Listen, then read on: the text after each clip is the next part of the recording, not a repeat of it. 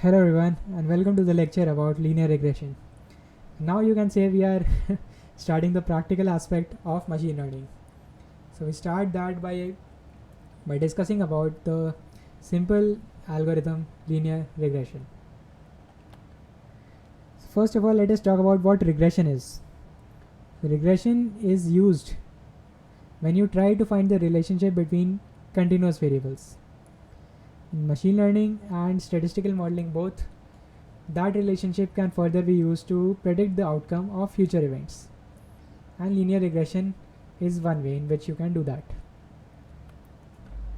So linear regression uses the relationship between the data points to draw a straight line, and that's where the term linear comes from in linear regression. And this line that it draws can then be used to predict future values. And in machine learning, predicting the future is very important. It is predicting the future is also important in real life, but it's very important in machine learning. So first, let's talk about how it actually works. So Python has methods for finding relationships between data points and drawing a line of linear regression.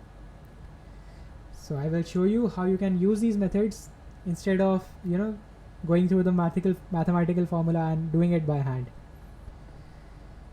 In the example, x-axis will represent age and y-axis will represent the speed of car.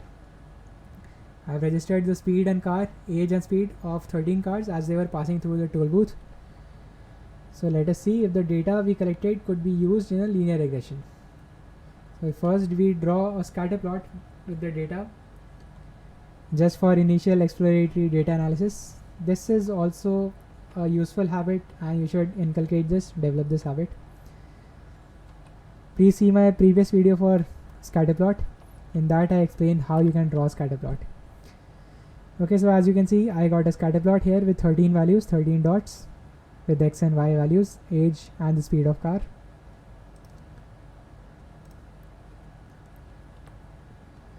Okay, so now if we want to draw the line of linear regression through those 13 points, how can we do that? Well, we can do that by using the stats method, by using the stats sub package from the SciPy package or SciPy module.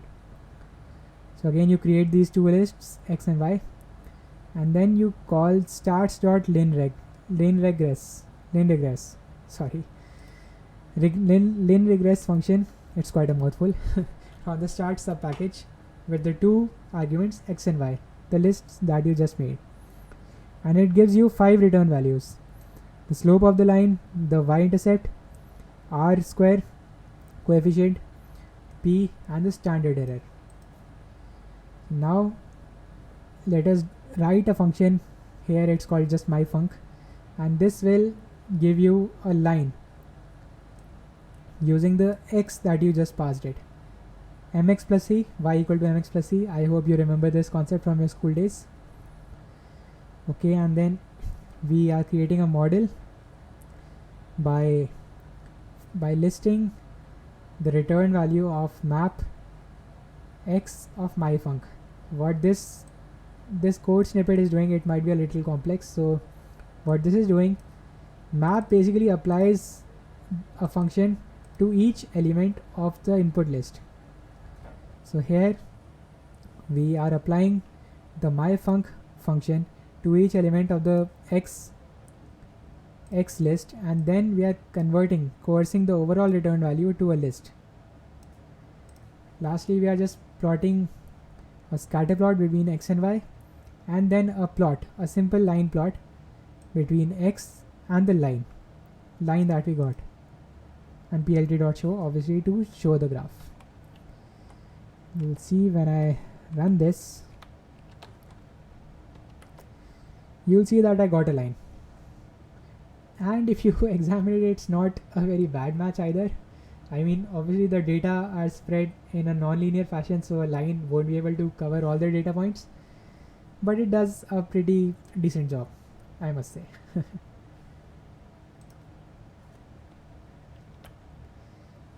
Okay, so the R value that it returns is the coefficient of correlation, and it tells you the relationship between the values of the x and y axis. And obviously if there is no relationship between the values, then there is no point of doing the linear regression, because you can't predict anything.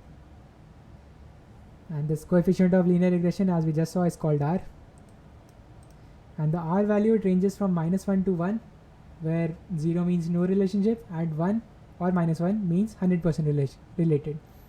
1 means 100% directly related and -1 means 100% inversely related. So SciPy module can compute this value for you, like we just saw, using the linregress function, and you just feed it the x and y values. Okay, so here we are just printing out the value of the r that we got in our previous example. Okay, so just let me close this graph. Yeah, so you see, when I ran this example, I got a value of -0.75. So this means that the x and y values are inversely related. But -0.76, approx -0.76, is not perfect. Perfect would be -1. But there is a strong correlation, because -0.676 is quite close to -1. And thus you can use linear regression for future predictions. Okay, so now let us actually predict the future values. This is the most important or the most interesting part of machine learning. Okay, so now let us try to predict the speed of a 10-year-old car. And to do that, we need the myfunc function that we created earlier, which returns mx plus c, slope, into x plus intercept. Okay, so here the first few lines are the same. The last two lines here are important. Speed, myfunc, and we are passing it the value 10. Okay, so let us run that and see the speed that we get as output. Yeah, so you see we got 85.59 or 85.6 approximately. So if you remember, you can actually read this from the graph that we had drawn earlier. 10 years old car would be somewhere around 85.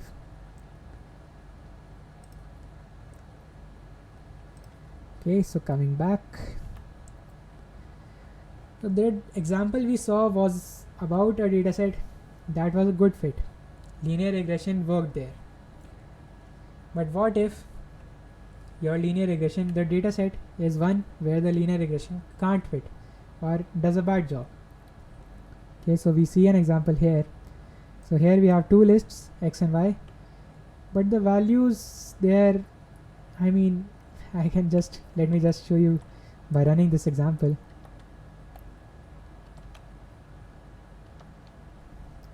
So yeah, so you see the scatter plot, the points are just spread all over the place, and the line, it basically goes through the middle of all of them, and there is no responsible way or dependable way in which you can predict the future.